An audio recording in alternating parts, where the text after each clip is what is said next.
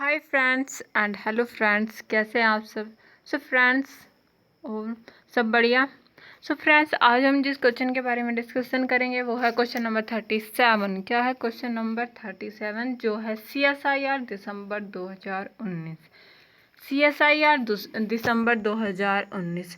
तो ये टॉपिक जो है या जो ये क्वेश्चन है वो है बैक्टीरिया से। ओके फ्रेंड्स, तो किससे है? बैक्टीरिया से। तो ये है आपका क्वेश्चन। जो क्या है कि जो ये होता है, जो टॉपिक है वो है regulation of carbon assimilation in bacteria. किसमें? In bacteria. बैक्टीरिया में जो है कार्बन का एसिमिलेशन का रेगुलेशन किस तरह से होता है, उस टॉपिक पे ये क्वेश्चन आया हुआ था।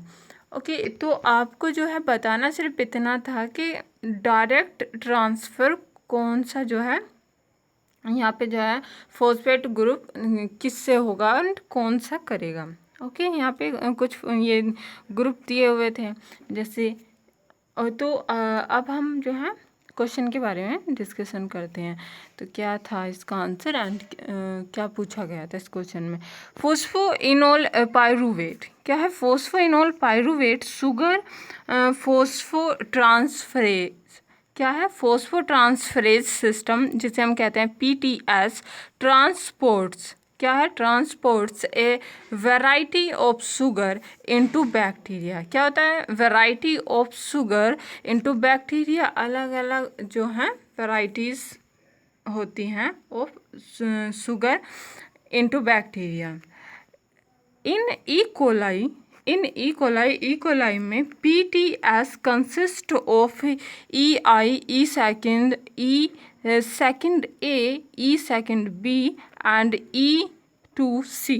ओके, तो क्या होता है कि PTS consist of E first, E second and E2A, E2B and E2C and HPR।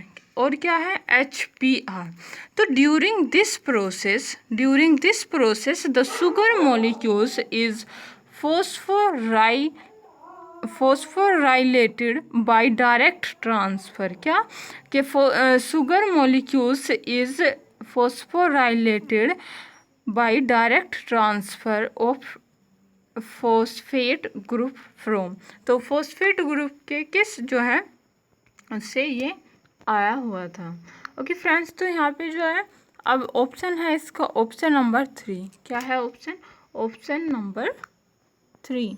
Why option number is 3? तो right answer is option number 3, E2BP। E2BP जो होता है वो क्या होता है? E2BP ही एक ऐसा है जो क्या करता है, यहाँ से जो है ट्रांसफ़र होता है, या इससे जो है ट्रांसफ़र होता है। इसी में जो है कैपेसिटी होती है जो ट्रांसफ़र करता है, वो भी डायरेक्ट ट्रांसफ़र करता है। जैसा कि क्वेश्चन के अंदर पूछा गया था कि ये बताना था कि during the process the sugar molecules is phosphorylated by direct transfer कौन कर रहा है? तो वो कौन कर रहा है? E2BP। ओके, तो एंड अगर हम इस क्वेश्चन के सोल्यूशन की बात करें तो वो है हमारा जो टॉपिक था। आई होप कि आपको अब पता हो कि किस टॉपिक से था। Regulation of carbon assimilation in bacteria. क्या है? In bacteria. तो ये जो था E2B is able to transfer its phosphate to PDR1 domain of the corresponding rat binding and anti termination protein. Okay, तो ये क्या करता है? ये जो है ट्रांसफ़र करता है, ट्रांसफ़र करने में एबल है।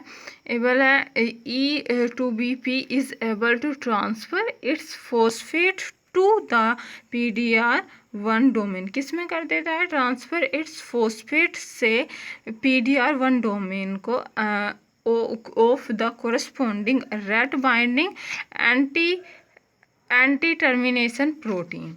एंड जो है क्या करता है ये? And second point which prevents it binding to the RAT operator within the leader of the mRNA। तो ये क्या कर देता है? प्रिवेंट कर देता है। प्रिवेंट का मतलब होता है रोकना। Its binding to the RAT operator किसकी बाइंडिंग को रोक देता है? Its binding to the RAT operator की विद इन किसमें? Within the leader of the mRNA में, किसमें? mRNA में जो है रैट ऑपरेटर की बाइंडिंग को जो है प्रिवेंट कर देता है, उसको रोक देता है। आई होप कि आप समझ गए होंगे कि ये क्या करता है। एंड जिसका थर्ड पॉइंट है वो है टर्मिनेटर स्टेम लूप स्ट्रक्चर। फिर क्या करता है? Termination stem loop structure can form so that transcription termination ओकर। तो फिर उसके बाद में क्या होता है? वहाँ पे जो है टर्मिनेटर स्टेम लूप बन जाता है। क्या बन जाता है? टर्मिनेटर स्टेम लूप बन जाता है, जो क्या कर देता है? वो जो है ट्रांसक्रिप्शन को जो है टर्मिनेट कर देता है। क्या कर देता है? ट्रांसक्रिप्शन को टर्मिनेट कर देता है। टर्मिनेशन ओकर्स हो जाता है, जिसकी वजह से जो है आगे का प्रोसेस रुक जाएगा। आई होप कि आपको ये समझ आ गया हो। एंड अगर हम इसके डायग्राम की बात करें तो इस तरह से डायग्राम होता है। आउटर साइड मेम्ब्रेन हो गई जैसे, एंड यहाँ पे जो है आप देख रहे होगे ये कुछ जो है ई सेकंड सी EB1 आप देख रहे होगे। EB1 फॉस्फोराइलेट है। क्या है? फॉस्फोराइलेट है। P इस पे जो है बाइंड है, और ये क्या कर देता है? ये कर देता है PRD1 डोमेन को जो है क्या कर देगा? यहाँ पे आप देख रहे होगे साइन लगा हुआ जो है रोक रहा है। ओके, क्या कर रहा है? प्रिवेंट कर रहा है। अगर इस तरह का साइन होता है तो वो क्या करता है? वो प्रिवेंट करता है। आई होप कि अब आपको समझ आ गया हो कि जैसा कि लिखा हुआ था वो इस डायग्राम से किस तरह से मैच कर रहा है, कि जो सिर्फ जो है ई सेकेंड बी या E2BP ही होता है जो डायरेक्ट ट्रांसफ़र करता है, एंड जो है ये PRD डोमेन को जो है क्या कर देता है?